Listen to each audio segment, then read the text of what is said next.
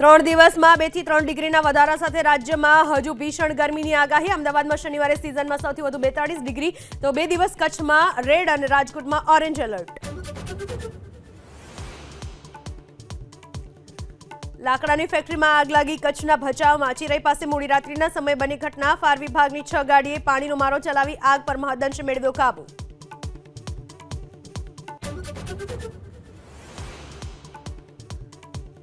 કારમાં નશાના સામાનની હેરાફેરીનો પર્દાફાશ। અરવલ્લીના માલપુરમાં 179 કિલો પોશ ડોડા સાથે રાજસ્થાનના શખ્સની ધરપકડ। 9 લાખનો મુદ્દામાલ જપ્ત।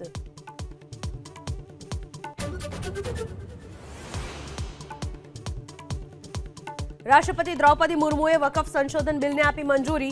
નોટિફિકેશન કરાયું જાહેર। હવે કેન્દ્ર સરકાર નવા કાયદાના અમલીકરણની તારીખ માટે નોટિફિકેશન પાડશે બહાર।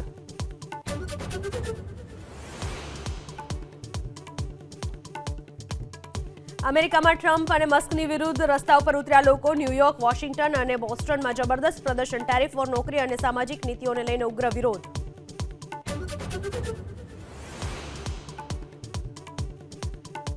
અયોધ્યા સહિત દેશભરમાં શ્રી રામ જન્મોત્સવની ધામધૂમથી ઉજવણી। બપોરે 12 વાગે રામલલ્લાને અભિષેક કરશે સૂર્યના કિરણો। પ્રધાનમંત્રી મોદીએ રામનવમીની પાઠવી શુભેચ્છા।